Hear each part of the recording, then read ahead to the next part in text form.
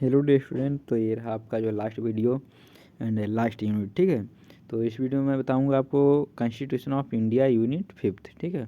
ये last unit है constitution of India का, और इस सिंगल वीडियो में पूरे कंप्लीट यूनिट को कवर कर दूंगा, ठीक है। यूनिट 5 के सभी टॉपिक को कवर कर दूंगा इन सिंगल वीडियो में, ठीक। तो चलिए देर ना करते हुए आता हूँ टॉपिक पर। ये फर्स्ट टॉपिक क्या है? एकल व्यापारी, ठीक है। सोल ट्रेडर ये क्या होता है, इसका डिफिनेशन देखिए। ए soul trader is a business owned manage and control by one single person, ठीक है। इसका मतलब ये होता है एकल व्यापारी, मतलब एक ही व्यक्ति के द्वारा कोई भी बिजनेस चलाना, ठीक है। कोई एक बिजनेस है वह एक व्यक्ति के द्वारा चलाया जा रहा, तो क्या कहलाता है? एकल व्यापारी या एकल स्वामित्व या सोल ट्रेडर, ठीक। ये फर्स्ट टॉपिक है आपका। देखिए, the own takes all decision earns all profit and bears all losses, ठीक है। एक आदमी है तो वह है जो भी उसके लॉस होंगे उसी के होंगे, जो भी प्रॉफिट होंगे सब उसी के होंगे, और जितना भी वह प्रॉफिट कमाएगा सब उसी का ही होगा, ठीक है। तो ये होता है ये सोल ट्रेडर, ठीक है।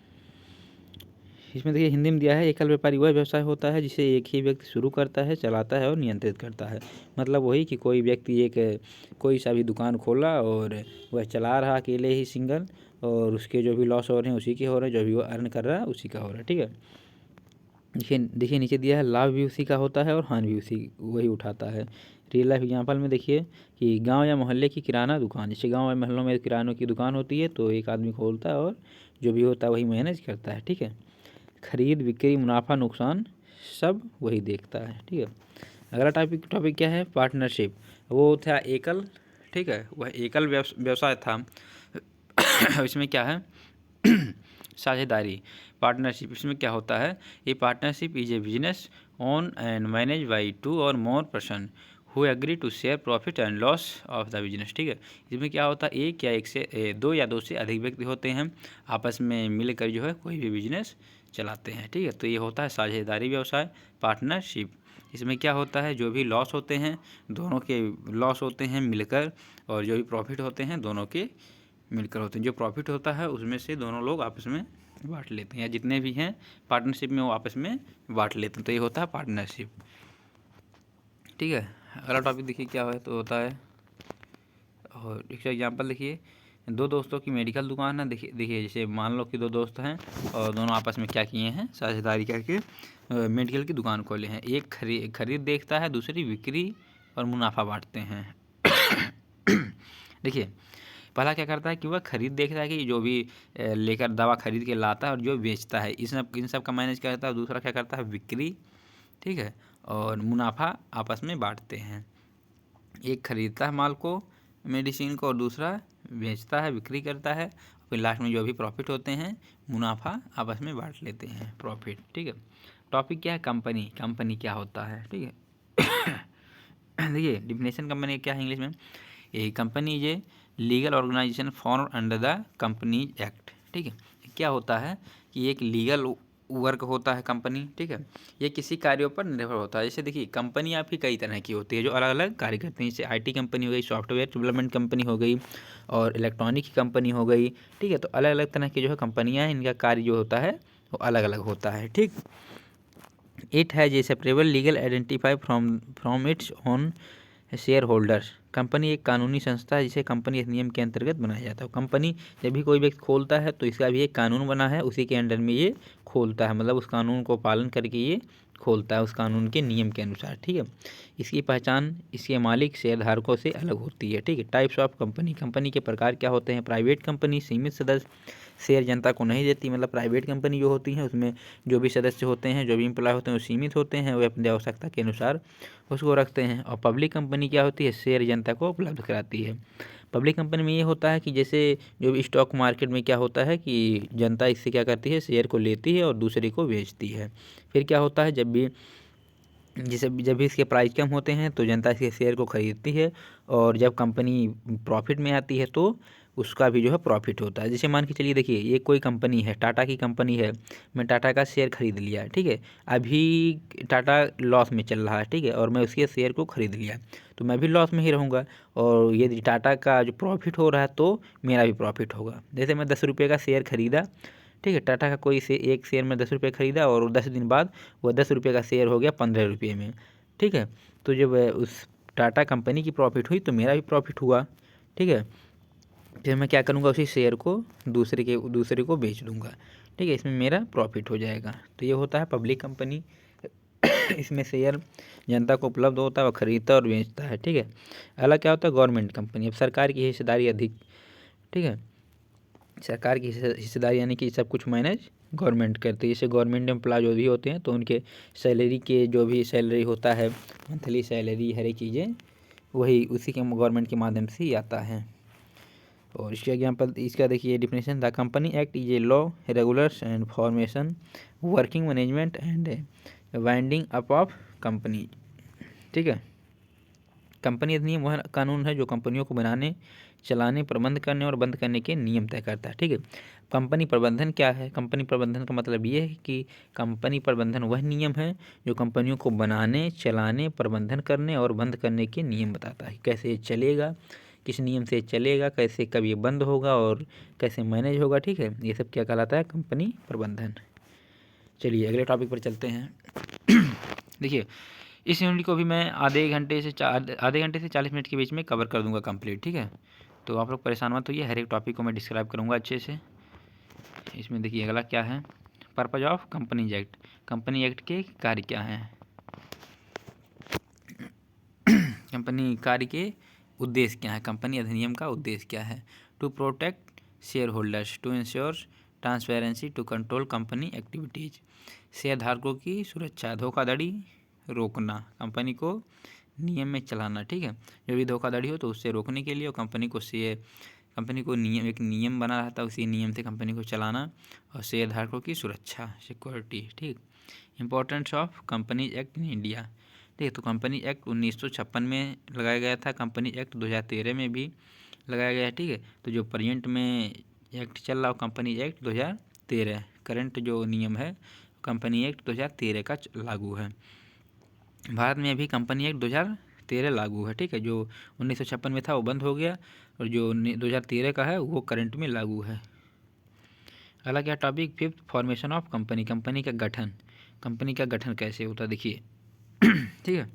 Formation of company means the legal process of creating a company under the companies act, ठीक है।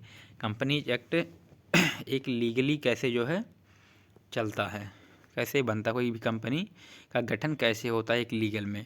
कंपनी का गठन वह कानून प्रक्रिया है जिसके द्वारा कंपनी को कानूनी रूप से बनाया जाता है, मतलब कानून के रूप से कैसे कंपनी को बनाया जाता है, कैसे उसका गठन किया जाता है, ठीक है।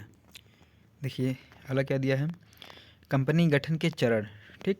अब इसके जो है गठन के चरण क्या होते हैं, स्टेज क्या होते हैं, ठीक है। स्टेज ऑफ फॉर्मेशन, कंपनी गठन के चरण। इसमें क्या है, प्रवर्तन, योजना बनाना। पहले देखिए जब भी हम कोई काम करते हैं तो सबसे पहले उसकी एक योजना बनाते हैं, ठीक। प्रमोशन, ठीक है। प्रमोशन क्या कहते हैं, एक योजना बनाते हैं कि मतलब योजना बनाने का मतलब ये है कि मैं पहले क्या करूँगा फिर क्या करूँगा, ठीक है। मतलब इस तरह से एक योजना बनाऊँगा, ठीक। फर्स्ट होता है हमारा योजना। उसके बाद अगला क्या होता है देखिए, इसके बाद अगला क्या है, अब योजना का मतलब क्या है, व्यवसाय का आइडिया बनाना और योजना तैयार करना, ठीक है। एक आइडिया बनाना कि कैसे किस तरह से बनाएंगे, फिर उसका एक योजना तैयार करना। उसके बाद अगला क्या है, एग्जाम्पल में देखिए एक व्यक्ति आईटी कंपनी खोलने की योजना बनाता है, ठीक। दूसरा क्या है, इनकॉर्पोरेशन, रजिस्ट्रेशन, पंजीकरण। Registration gives the company legal identity. अब जैसे जब भी हम कोई कंपनी खोलते हैं तो उसके लिए हम क्या करते हैं, एक रजिस्ट्रेशन नंबर होता है, ठीक है। तो सबसे पहले हम योजना बनाते हैं, फिर एक रजिस्ट्रेशन नंबर लेते हैं, ठीक, उस कंपनी की। फिर उसके बाद क्या होता है, पंजीकरण से कंपनी को कानूनी पहचान मिलती है, ठीक है। उससे क्या होता है, उसके रजिस्ट्रेशन से क्या होता है कि उससे जो है पंजीकरण से कंपनी को कानूनी पहचान मिलती है, मतलब ये पता चलता है कि ये लीगल है और ये कानून के माध्यम से, मतलब कानून के दायरे में है, ठीक है, अनलीगल कंपनी नहीं है, ठीक। फिर क्या होता है, कैपिटल सब्सक्रिप्शन, पूंजी जुटाना, ठीक। रजिस्ट्रेशन के बाद योजना बना लिया, रजिस्ट्रेशन कर लिया, फिर उसके बाद क्या होता है, कैपिटल सब्सक्रिप्शन। उसमें क्या होता है कि कैपिटल सब्सक्रिप्शन में क्या होता है, पूंजी जुटाना। Company raises capital by issuing shares, ठीक है। क्या है, पूंजी जुटाना, ठीक है। तो देखिए जब भी हम कोई कंपनी का योजना बनाते हैं फिर उसका रजिस्ट्रेशन नंबर लेते हैं तो उसके लिए हम क्या करते हैं, पूंजी भी जुटाते हैं, पेमेंट भी जो है कि कितना जो हमें पेमेंट लगेगा इसको खोलने में, ठीक है। तो पूंजी जुटाना, ठीक, कैपिटल सब्सक्रिप्शन। अगला क्या है, बाकी इसके देखिए हिंदी में भी और इंग्लिश में, इसमें हिंदी में भी एग्जाम्पल भी दिए हैं। कंपनी शेयर जारी कर पूंजी जुटाती है, ठीक है, तो ये सब आप लोग पढ़ लीजिएगा। बाकी मैं चलता हूँ 4th नंबर पे। इसमें दिया है कॉमेंसमेंट ऑफ बिजनेस, व्यवसाय शुरू करना, कॉमेंसमेंट ऑफ बिजनेस, ठीक है। इसमें क्या होता है, company start operation after approvals, अनुमति मिलने के बाद व्यवसाय शुरू होता है, ठीक है। अब देखिए पूंजी भी जुट गया, रजिस्ट्रेशन नंबर भी आ गया और योजना भी बन गया, तो क्या होता है फिर, अब अनुमति मिलने के बाद व्यवसाय शुरू होता है। कंपनी ऑफिस खोलकर काम शुरू करती है, ठीक है। कंपनी क्या करती है कि ऑफिस खोलती है और अपना जो भी काम होता है, जिस पर्पज़ के लिए खोली कंपनी, अपना काम शुरू करती है। उसके बाद क्या होता है, सर्टिफिकेट ऑफ इनकॉर्पोरेशन।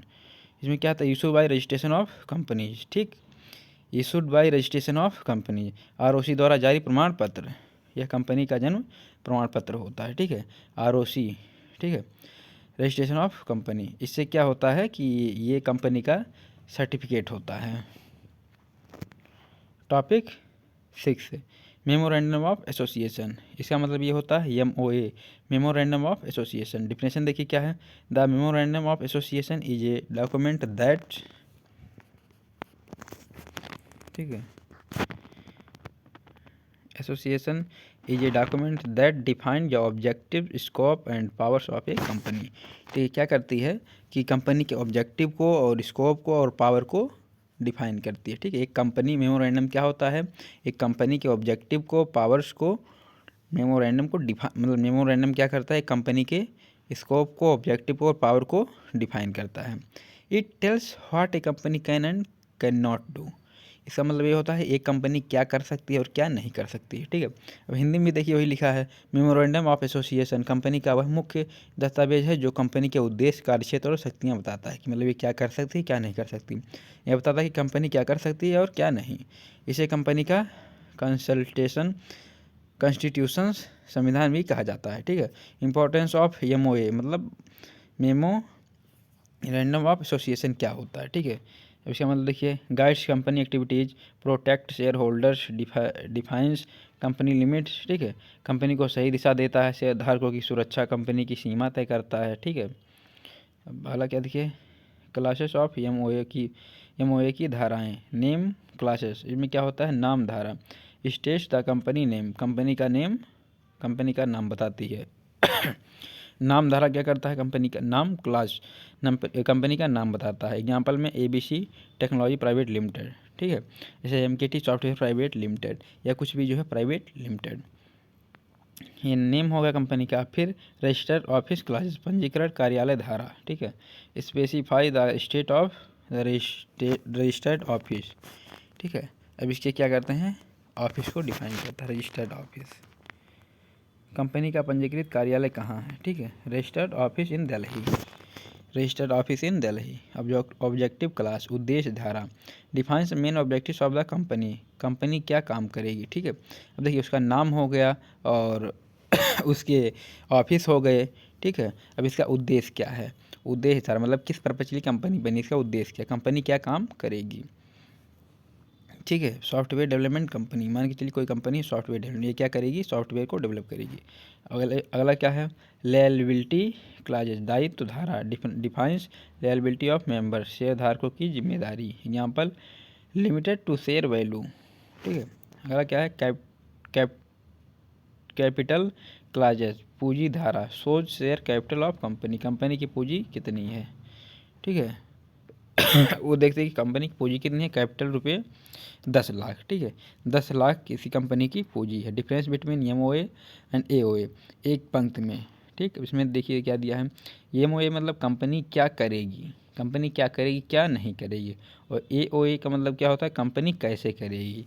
देखिए कंपनी क्या करेगी, क्या नहीं करेगी, यदि कंपनी जो चीज़ करती है तो कैसे करती है, ठीक है। तो ये AOA बताता है कि कंपनी कैसे करेगी। 7वां टॉपिक क्या है, आर्टिकल्स ऑफ एसोसिएशन। अगला क्या था, मेंबर ऑफ एसोसिएशन, और ये क्या है, आर्टिकल्स ऑफ एसोसिएशन। इसका डेफिनेशन देखिए क्या है, डेफिनेशन देखिए, the articles of association is a document that contain the internal rules and regulation for the management of a company. ठीक है, ये क्या होता है, एक इंटरनल रूल होता है, ठीक है, नियम होता है कि कंपनी का एक इंटरनल आंतरिक रूप होता है, मतलब रूल होता है कि कैसे ये काम करेगी, कैसे मैनेज करेगी। ठीक है, it explain how the company will be run. Articles of association company के आंतरिक नियम और प्रक्रियाओं का दस्तावेज होता है। यह बताता है, तय करता है कि कंपनी कैसे चलेगी। ठीक है, यह बताता है कि कंपनी कैसे चलाई जाएगी। इसे कंपनी की रूल बुक भी कहते हैं। आर्टिकल ऑफ एसोसिएशन को कंपनी का रूल बुक भी कहते हैं। कंटेंट्स ऑफ एओए की विषय वस्तु। कंटेंट्स ऑफ एओए, ठीक है, एओ की विषय वस्तु। Contents of AOA, share capital and share transfer. Rules related to issue and transfer of share. Share जारी करने और ट्रांसफ़र करने के नियम। किसे शेयर बेचा जा सकता है। Rights of share holders. Right and duties of member. शेयरधारकों के अधिकार और कर्तव्य। डायरेक्टर्स क्या हैं। Appointment, powers, duties. निदेशकों की नियुक्ति और शक्तियाँ। एग्जाम्पल, कितने डायरेक्टर होंगे। ठीक है, अब मीटिंग क्या है। Rules of meeting and voting. Meeting और वोटिंग के नियम। डिवाइडेंस, ये क्या होता है, देखिए, डिस्ट्रीब्यूशन ऑफ प्रॉफिट। डिवाइडेंस का मतलब क्या होता है कि जो भी प्रॉफिट होता है उसमें डिवाइड। और अगला देखिए क्या होता है,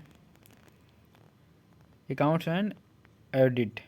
account keeping and audit rules. हिसाब किताब और ऑडिट, मतलब हिसाब, कंपनी का हिसाब किताब रखना। ठीक है, टॉपिक 8 क्या है, prospects.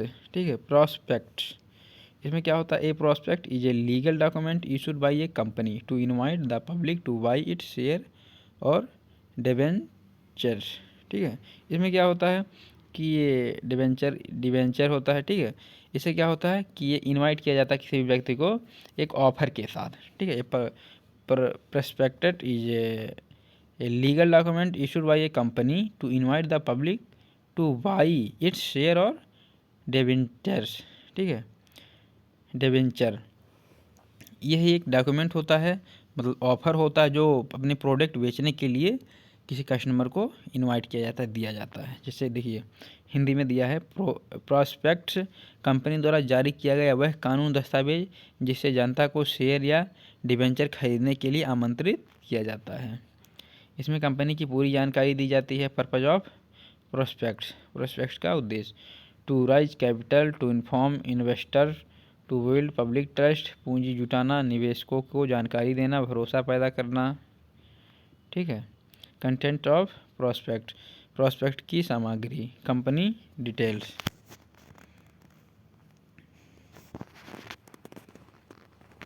Company details, company details में क्या है, नेम, एड्रेस और ऑब्जेक्टिव। कंपनी का नाम, पता और उद्देश्य क्या है। Capital structure, share capital details, पूंजी और शेयर की जानकारी। ठीक है, directors and management. Name of directors, निदेशकों की जानकारी। फाइनेंशियल इंफॉर्मेशन, प्रॉफिट लॉस और असेस्ट, आय व्यय और संपत्ति। रिस्क फैक्टर्स, पॉसिबल रिस्क, संभावित जोखिम। रियल लाइफ एग्जांपल, वास्तविक जीवन उदाहरण। जैसे आईपीओ के समय जब कोई कंपनी पहली बार जनता से पैसा मांगती है तो वह प्रोस्पेक्ट्स जारी करती है। ठीक है, वह प्रोस्पेक्ट जारी करती है, मतलब ये है कि जब भी वो पेमेंट, मतलब कोई भी शेयर देती है तो उसके लिए एक ऑफर जारी करती है। ठीक है, यहाँ पर Paytm IPO prospect difference from MOA and AOA, एक पंक्ति में। तो समझ में आ गया। ठीक है, अगले टॉपिक पे चलते हैं। क्या है ये, 9 number topic of share. 9 number topic पे क्या है, शेयर। शेयर क्या होता है, a share represents a unit of ownership in a company. ठीक है, यदि आप किसी कंपनी का एक शेयर ले लेते हैं तो आप उस कंपनी के पार्टनरशिप बन जाते हैं। मतलब ये कि यदि आप एक शेयर लिए हैं तो यदि कंपनी प्रॉफिट में है तो आप भी प्रॉफिट में रहेंगे, यदि कंपनी लॉस में है तो आप भी लॉस में रहेंगे। ठीक है, आप उसके पार्टनरशिप, मतलब उसकी ओनरशिप में आ जाते हैं। ठीक है, वह प्रॉफिट में रहेगी तो आप भी प्रॉफिट में रहेंगे, वो लॉस में रहेगी तो आप भी लॉस में ही रहेंगे। ठीक है, तो ये होता है शेयर जो कंपनी से लिया जाता है स्टॉक मार्केट में। A share represent a unit of ownership in a company. A person who buy shares become a shareholder, member of the company. क्या बन जाता है? Member of company. Share company की पूंजी का वह छोटा हिस्सा होता है जो मालिकाना हक दर्शाता है। जो व्यक्ति शेयर खरीदता है वह शेयरधारक कहलाता है। फीचर्स ऑफ शेयर, शेयर की विशेषताएं क्या हैं? ओनरशिप, मालिकाना हक, शेयरधारक कंपनी का आंशिक मालिक होता है। रिटर्न ऑफ इन्वेस्टमेंट, लाभांश मिलता है। ठीक है। लिमिटेड लायबिलिटी, नुकसान जिम्मेदारी सीमित रहती है। ठीक है, उसमें नुकसान भी होता है। ट्रांसफेरेबल, शेयर खरीदे बेचे जा सकते हैं, खरीदे भी जा सकते हैं, बेचे भी जा सकते हैं। रियल लाइफ एग्जाम्पल में देखिए, आपने 1000 में किसी कंपनी के शेयर खरीदे, अब आप कंपनी के आंशिक मालिक हैं, लाभांश पा सकते हैं, लाभ उसके आप पा सकते हैं। ठीक है, देखिए ये सभी जो है बीटेक के 5th semester computer science and engineering के लिए है, तो आप लोग इसको अच्छे से पढ़िए। और जैसे कि पता है कि एडमिट कार्ड भी आ गया और कल आपका पेपर भी है, 29 दिसंबर 2025 को आपका पेपर भी है और मॉर्निंग 9:30 बजे से लेकर 12:30 बजे तक आपका पेपर है। तो आप लोग पेपर देने के पहले से जो है इसको आज शाम तक ही जो है हर एक यूनिट को हमारे इस चैनल पे प्लेलिस्ट बना है, हर एक सब्जेक्ट का प्लेलिस्ट बना है अलग अलग, और आप लोग प्लेलिस्ट में जाइए और हर एक यूनिट को अच्छे से रिवाइज करिए। ठीक है, हर एक यूनिट को अच्छे से क्लियर वे में डिवाइड किया गया, मतलब डिस्क्राइब किया गया है। ठीक है, तो टॉपिक 10 क्या है? डायरेक्टर, निर्देशक। ठीक है, किसी भी चीज़ का एक डायरेक्टर होता है। आप लोग बीटेक कर रहे हैं तो इतना तो पता होगा कि डायरेक्टर मतलब होता क्या है। ठीक है, बाकी डिफिनेशन में भी देखिए क्या होता है। Director are the person appointed by share holders to manage and control the company. They acts as agents and trustees of a company. निदेशक वे व्यक्ति होते हैं जिन्हें शेयरधारक कंपनी के प्रबंधन और संचालन के लिए नियुक्त करते हैं।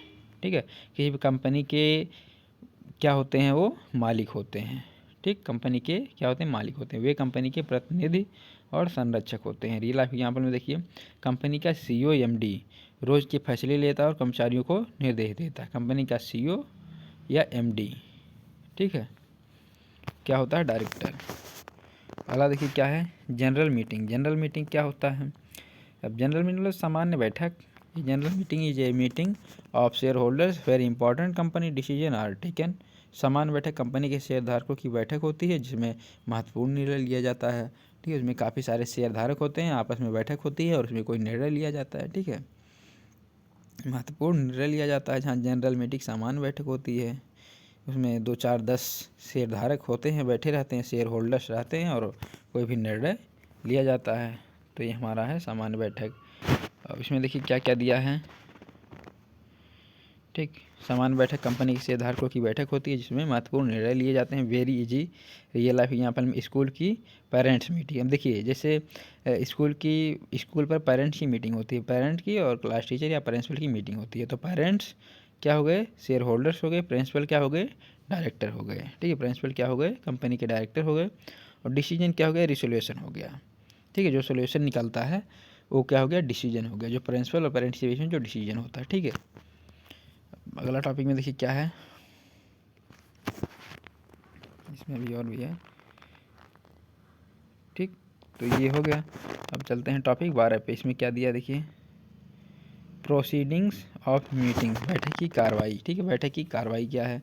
देखिए, proceeding of a meeting are the official return records of everything that happens and every decision take in a meeting. ठीक है, ये होता है बैठक की कार्रवाई, मतलब बैठक में जो भी निर्णय लिया गया उसको एक राइट में लिखित के रूप में लिखा जाता है, लिखित के रूप में स्टोर किया जाता है, रखा जाता है। ठीक है, बैठक की कार्रवाई का मतलब है बैठक में जो जो चर्चा हुआ और जो निर्णय लिया गया उनका लिखित रिकॉर्ड होता है। ठीक है, इसे आम भाषा में मिनट्स ऑफ मीटिंग भी कहते हैं, MOM कहते हैं, minutes of meeting. What is included in proceeding. ठीक है, कार्रवाई में क्या लिखा जाता है। ठीक, देखिए date, time and place of meeting. पहला मतलब डेट लिखा जाता है किस डेट को हुआ है, और टाइमिंग, पहला टाइमिंग लिखा जाता है किस टाइम हुआ है, एंड प्लेस ऑफ मीटिंग मतलब कहाँ पर हुआ है, ये चीज़ें लिखा जाता है। फिर टॉपिक्स डिस्कस्ड, टॉपिक डिस्कस मतलब किस टॉपिक पर बात हुआ है, निर्णय लिया गया है। ठीक है, फिर दोबारा क्या होता है? Topic discussed. फिर उसके बाद अगला डिसीजन रिसोल्यूशन फर्स्ट।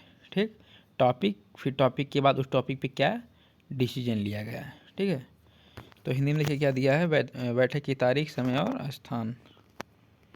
फिर अगला देखिए क्या है,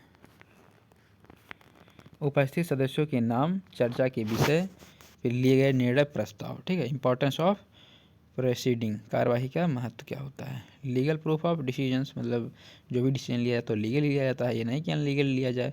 वॉइस डिस्प्यूट्स, ठीक है, इससे क्या होता है, विवाद से बचाव, गलत विवाद से बचाव। रेफरेंस फॉर फ्यूचर, भविष्य के लिए, जिससे क्या होता है, रिकॉर्ड बना रहता है, कभी आगे कोई दिक्कत ना हो, ठीक है। लीगल प्रूफ ऑफ डिसीजन, निर्णयों का कानूनी प्रमाण होता है। फिर अगला देखिए, रियल लाइफ एग्जाम्पल में क्या है। स्कूल स्टाफ मीटिंग, मीटिंग में क्या तय हुआ, कौन उपस्थित था, क्या निर्णय लिया गया, सब रजिस्टर में लिखा जाता है, ठीक है। स्कूल में जो भी स्टाफ मीटिंग होता है, मीटिंग में क्या तय हुआ, कौन उपस्थित था, क्या निर्णय लिया गया, सब रजिस्टर में लिखा जाता है। यह प्रोसीडिंग ऑफ मिनट्स कहा जाता है, मिनट्स ऑफ मीटिंग कहा जाता है। अगला क्या है, ऑडिटर क्या होता है, लेखा परीक्षक क्या होता है, ऑडिटर। इसके बाद देखिए definition, an auditor is a independent person appointed to check and verify the financial, ठीक है। अगला टॉपिक क्या है, लेखा परीक्षक में देखिए, an auditor is an independent person, ठीक है, ये डिपेंडेंट नहीं रहता, इंडिपेंडेंट रहता है। Appointed to check and verify the financial account of a company and report whether they are correct or not. ये चेक करता है कंपनी की हर एक फाइनेंशियल रिपोर्ट को, चेक करता है क्या वह सही है या गलत। ये कंपनी का जो है लेखा परीक्षक होता है, कंपनी का लेखा परीक्षक। ये कंपनी के लेखा जो को चेक करता है कि क्या चीज़ें लीगल है, क्या अनलीगल है, ठीक है। ऑडिटर वह स्वतंत्र व्यक्ति होता है जो कंपनी के खाते किताब की जांच करता है और बताता है कि वे सही है या नहीं। अपॉइंटमेंट ऑफ ऑडिटर, ऑडिटर की नियुक्ति। Auditor is appointment by share holders in annual general meeting, ठीक है। ऑडिटर की नियुक्ति एजीएम में शेयरधारकों द्वारा की जाती है। ड्यूटीज ऑफ ऑडिटर, ऑडिटर के कर्तव्य क्या होते हैं, चेक अकाउंट प्रोपरली, अकाउंट को बराबर चेक करता रहता है। Prepare edit report, audit report बनाना, और रिपोर्ट फ्रॉड इफ़ एनी, धोखाधड़ी की जानकारी देना। राइट्स ऑफ एडिटर, एडिटर के अधिकार क्या हैं, access to books of account, सभी खातों को देखने का अधिकार। आस्क इन्फॉर्मेशन फ्रॉम ऑफिसर्स, अधिकारियों से जानकारी मांगना, ठीक है। अगला क्या है देखिए, importance of editor, protect share holders, ensure transparency, prevent fraud, शेयरधारकों की सुरक्षा, पारदर्शिता, धोखाधड़ी रोकना। रियल लाइफ एग्जाम्पल में देखिए क्या है, करेक्टेड अकाउंटेंट, ठीक है, सीए, चार्टर्ड अकाउंटेंट, ठीक, ये होता है कंपनी के अकाउंटेंट, चेक करता है, रिपोर्ट बनाकर एजीएम में प्रस्तुत करता है, ठीक है। अब सीए क्या करता है, कंपनी के सभी को मैनेज करता है, चेक करता है, उसके अकाउंट को, हर एक चीज़ों को चेक करता है क्या लीगल है या अनलीगल, कोई भी निर्णय। टॉपिक 14 नंबर क्या है, winding up of company, company का समापन। इसमें क्या है, winding of a company is the legal process of closing A company, ठीक है। कोई भी कंपनी है वह लीगली बंद हो गई है तो वह क्या कहलाता है, winding up of company. Selling its assets, paying its liabilities and distributing the remaining amount among share holders, company का समापन वह कानूनी प्रक्रिया है जिसमें कंपनी को बंद किया जाता है, उसकी संपत्ति बेची जाती है, कर्ज चुकाया जाता है और बची राशि शेयरधारकों में बांटी जाती है। मतलब ये है कि जब भी कोई कंपनी है, कंपनी काफ़ी सारा लोन ले चुकी है और कंपनी का प्रॉफिट नहीं हो रहा, तो क्या होता है, कंपनी को कानून के तौर पर, कानून के हिसाब से बंद कर दिया जाता है और जो भी उसके बचे रहते हैं शेयर्स, उसको क्या हो जाता है कि लोगों में बांट दिया जाता है, ठीक है। और जो भी उसके ऑब्जेक्ट रहते हैं उसको बेचकर कंपनी का लोन भरा जाता है, ठीक है। ये होता है binding of company. Real life यहाँ पर देखिए, कोई व्यक्ति लगातार नुकसान में है, ठीक है, कोई व्यक्ति लगातार नुकसान में है, कोई आदेश देता है, कंपनी का वाइंड अप होता है, ठीक है। जो भी नुकसान होता है कंपनी का, उसके बाद फिर कानून के द्वारा आदेश दिया जाता है, फिर ये क्या होता है, कंपनी का वाइंड अप होता है। अब अगला क्या है देखिए, अगला टॉपिक क्या है 15 नंबर, ई गवर्नेंस क्या होता है, ई गवर्नेंस क्या होता है। ई गवर्नेंस मतलब ई शासन, इसका डिफिनेशन देखिए क्या होता है। E governance means the use of information and communication technology, ठीक, ICT, information and communication technology by the government to provide services, exchange information and improve governance. इसका मतलब क्या होता है? ई शासन का अर्थ है सरकार द्वारा सूचना एवं संचार प्रौद्योगिकी का उपयोग करके सेवाएं प्रदान करना और शासन को बेहतर बनाना।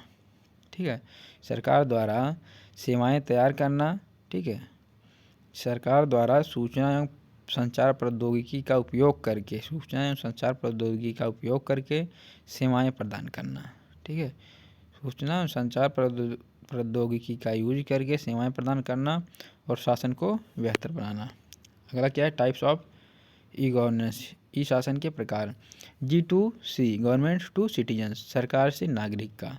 ठीक है, जो भी सरकार से नागरिक के तक का आता है कोई भी लाभ लेने के लिए, ठीक है, तो होता है G2C। ऑनलाइन आधार पासपोर्ट सर्विसेज। ठीक है, ऑनलाइन आधार जो बनता है तो ये गवर्नमेंट के माध्यम से सभी लोगों का बनता है। और G2B, गवर्नमेंट टू बिजनेस, सरकार टू व्यवसाय। ऑनलाइन GST फिलिंग, मतलब कोई भी व्यवसाय आप खोले हैं तो उसके लिए आप GST नंबर लेंगे और जो भी प्रॉफिट होगा उसका आप GST भरते रहेंगे गवर्नमेंट को। फिर G2G क्या होता है? गवर्नमेंट टू गवर्नमेंट, सरकार टू सरकार। डाटा शेयरिंग बिटवीन डिपार्टमेंट, दो डिपार्टमेंट है कंपनी का गवर्नमेंट के, तो दोनों में आपस में शेयर चेंज होता रहता है।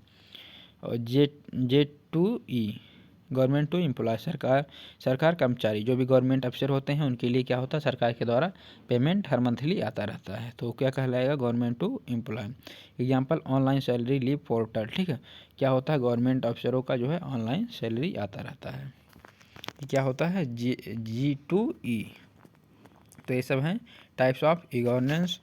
ठीक है, और ई गवर्नेंस का मतलब क्या होता है? ई शासन का अर्थ है सरकार द्वारा सूचना एवं प्रौद्योगिकी संचार प्रौद्योगिकी का उपयोग करके सेवाएं प्रदान करना और शासन को बेहतर बनाना। ठीक, e governance means the use of information and communication technology by the government to provide services, exchange information and improve governance. ठीक है, तो चलिए चलता हूँ अगले टॉपिक पर, पेज नंबर 17। देखिए ऑलरेडी आपका 32 मिनट हो चुके हैं, तो मैं यही करूँगा कि आपके 40 मिनट के अंदर ये कंप्लीट हो जाए, कम से कम कितने भी जो है कम ही रहे। Role of engineers in e governance. ठीक है, ई शासन इंजीनियर की भूमिका, ई गवर्नेंस में इंजीनियर की भूमिका क्या होता है? डिफिनेशन देखिए, the role of engineers in governance refers to how engineers design, develop, implement and maintain digital systems। ठीक है, क्या करता है? रिफर्स करता है, बताता है कि एक इंजीनियर कैसे डिज़ाइन करता है, डेवलप करता है, इम्प्लीमेंट करता है एंड मेंटेन करता है डिजिटल सिस्टम को used by government to deliver service efficiently. देखिए, इस शासन में इंजीनियरों की भूमिका का अर्थ है कि इंजीनियरों द्वारा सरकारी digital system, software, network, portal, app को डिज़ाइन करना, बनाना, लागू करना और चलाना ताकि सेवाएं बेहतर मिल सके। ठीक है, इंजीनियर के द्वारा क्या होता है? हर एक पोर्टल, हर एक वेबसाइट बनाया जाता है जिससे सरकारी काम किया जाता है। जैसे आपका सरकारी रिजल्ट हो गया तो इसमें काफ़ी सारे डेटा जो मैनेज होते हैं, तो किसके द्वारा बनाया गया है? ये इंजीनियर के द्वारा, सॉफ्टवेयर इंजीनियर के द्वारा। ठीक है, why engineers are important in e governance, e शासन में इंजीनियर क्यों ज़रूरी हैं? ठीक है, ई शासन में इंजीनियर क्यों ज़रूरी हैं? अब देखिए, टेक्नोलॉजी बैकबोन ऑफ गवर्नेंस। ठीक है, secure and fast services, digital transformation, शासन की तकनीक न्यू। ठीक है, शासन की तकनीकी न्यू, सुरक्षित और तेज सेवाएं, डिजिटल परिवर्तन। टेक्नोलॉजी बैकबोन ऑफ गवर्नेंस मतलब शासन की तकनीकी न्यू है ये, और सुरक्षित और तेज सेवाएं, secure and fast services, digital परिवर्तन, डिजिटल ट्रांसफॉर्मेशन। क्या है? की रोल्स ऑफ इंजीनियर्स, इंजीनियरों की मुख्य भूमिकाएं क्या होती हैं? Software development, network and infrastructure, cyber security, system maintenance and upgradation, data management, ये सब क्या होता है? की रोल्स ऑफ इंजीनियर्स, इंजीनियरों की मुख्य भूमिकाएं होती है। सॉफ्टवेयर डेवलपमेंट करना, नेटवर्क एंड इंफ्रास्ट्रक्चर को संभालना, साइबर सिक्योरिटी को देखना, सिस्टम मेंटेनेंस एंड अपग्रेडेशन को देखना और डेटा मैनेजमेंट को और एनालिटिक्स को देखना, चेक करना। ठीक है, अगला क्या है? 18 नंबर पेज पर देखिए अगला टॉपिक क्या है। देखिए जैसे इंजीनियर, देखिए क्या है, जो IRCT जिसमें ऑनलाइन टिकट बुकिंग होता है। ठीक है, तो ये किसके द्वारा बनाया गया है? ये इंजीनियर के द्वारा ही बनाया गया है। इंजीनियर ने सिस्टम बनाया है, लोग घर बैठे टिकट बुक करते हैं। ठीक है, ये इंजीनियर बना दिया और लोग क्या करते हैं, घर बैठे ही टिकट बुक कर लेते हैं। टॉपिक 17 क्या है, need for reform engineering serving at the union and state level. केंद्र एवं राज्य स्तर पर सुधारित इंजीनियरिंग सेवा की आवश्यकता। ठीक है, इसमें क्या है, it refers to the need to improve and modernise engineering services at the central and state government level so that public project and services become efficient, transparent and technology driven।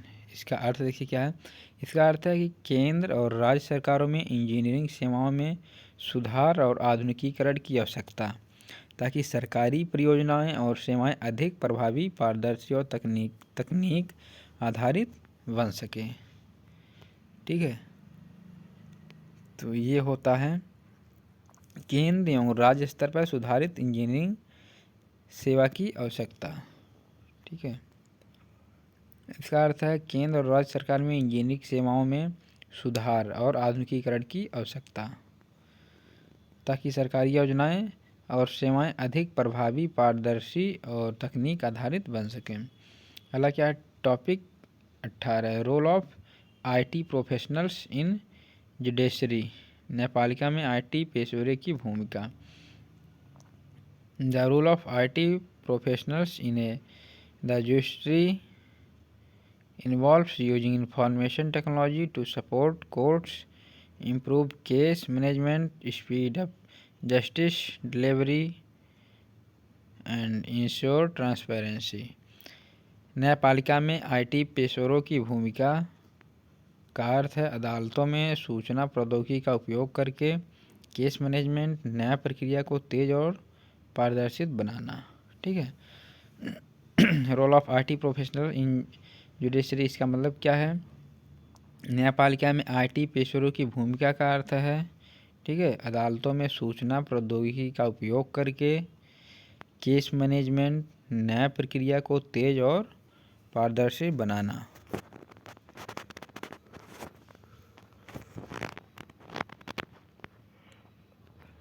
अगला topic क्या है, topic 19 problem of एलाइनेस, क्या दिया है, ठीक है, problem of एलाइनेशन and सक्सेशनिज्म। ठीक है, एलाइनेशन एंड सक्सेशनिज्म, अलगत, क्या दिया हिंदी में, क्या दिया है, अलगाव और पृथकवाद की समस्या। ठीक है, अलगाव एंड पृथकवाद की समस्या। इसमें देखिए क्या होता है, ये डिफिनेशन इसका पढ़िए। Alienation means a feeling of being ignored, isolated और treated unfairly by the society और गवर्नमेंट। ठीक है, इसका मतलब क्या होता है, एलाइनेशन मतलब क्या होता है, अलगाव का मतलब है लोगों का यह महसूस कराना कि सरकार या समाज उनकी बात नहीं सुन रही है। ठीक है, तो secessionism means the demand by a group और region to separate from the country and form a new nation. ठीक है, and form a new nation में क्या होता है, पृथकवाद। ये क्या होता है, सेक्शनिज्म मतलब क्या होता है, पृथकवाद का अर्थ है कि किसी क्षेत्र या समूह की देश से अलग होने की मांग। पृथकवाद क्या होता है कि इसका एक मांग होता है देश या किसी समूह से पृथक होने की। जैसे मान लीजिए कोई समूह है, 10 लोगों की समूह है, तो उसमें 2, 4, 6 लोग ऐसे होंगे जो क्या करेंगे, सेक्शनिज्म करेंगे, पृथकवाद का मांग करेंगे। ठीक है, ये उनका इंटरेस्ट नहीं है उस समूह में। ठीक है, तो जिन लोगों का इंटरेस्ट नहीं रहता समूह में या ग्रुप में, तो क्या करता है वो यही मांग करता है कि हम अपना अलग ग्रुप बना लें। ठीक है, तो ये होता है पृथकवाद। और अलगाव का मतलब है लोगों का यह महसूस कराना कि सरकार या समाज उनकी बात नहीं सुन रहा है। अब अलगाव वो इस तरह से कार्य करेंगे कि जो है जैसे लगेगा कि कोई उनके बारे में कुछ सोच ही नहीं रहा।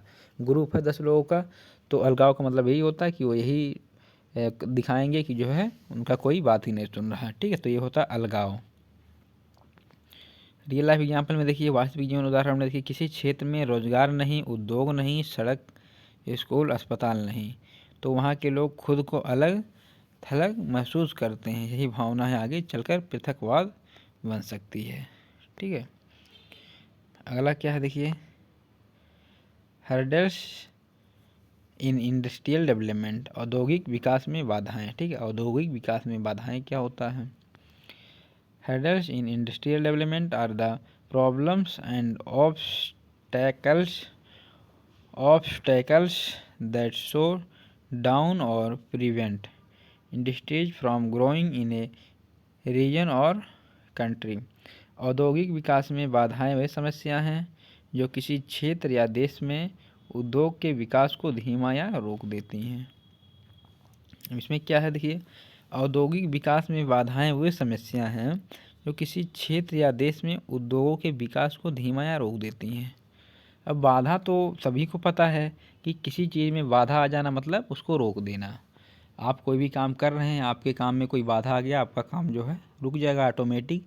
तो वही इसमें दिया है, औद्योगिक विकास में बाधाएं वे समस्या हैं जो किसी क्षेत्र या देश में उद्योग के विकास को धीमा या रोक देती है। ठीक है, तो ये आपका होती है औद्योगिक विकास में बाधाएं या किसी भी चीज़ में बाधाएं। ठीक है, हर्डल्स, ठीक, बाधाएं, हर्डल्स इन इंडस्ट्रियल डेवलपमेंट। ठीक है, अगला टॉपिक क्या है देखिए, मेजर हर्डल्स, मुख्य बाधाएं क्या हैं? Lack of infrastructure, financial constraints, bureaucratic delay, political and social issues, shortage of skill labour, environmental regulation. ठीक है, ये सब क्या हैं? मुख्य बाधाएं हैं। किसी भी औद्योगिक में ये सब बाधाएं आ सकती हैं। तो चलिए, जो है आपके सभी टॉपिक कंप्लीट हो गए यूनिट 5 के भी। तो आपके कॉन्स्टिट्यूशन ऑफ इंडिया, ये इसके जो है सभी यूनिट कंप्लीट हो गए, यूनिट 1, 2, 3, 4 एंड 5। तो कल आपका पेपर है, तो आप जो है ज़रूर जो है ये सभी यूनिट का वीडियो ज़रूर से ज़रूर देख कर जाइएगा, जिससे आपके सभी टॉपिक क्लियर रहें और आप आसानी से भी जो भी क्वेश्चन आवे उसको आसानी से कर सकें। तो चलिए, thanks for watching my video. यदि वीडियो को लाइक ना किए तो लाइक करिए और सब्सक्राइब करिए चैनल को, और अपने उन सभी दोस्तों के पास सेंड करिए जिन्हें जो है कानून के बारे में कुछ नहीं पता है और जो भी बीटेक की प्रिपरेशन कर रहे हैं, जिनका भी कल एग्ज़ाम है। ठीक है, तो चलिए, thanks for watching my video. Okay, love you to all.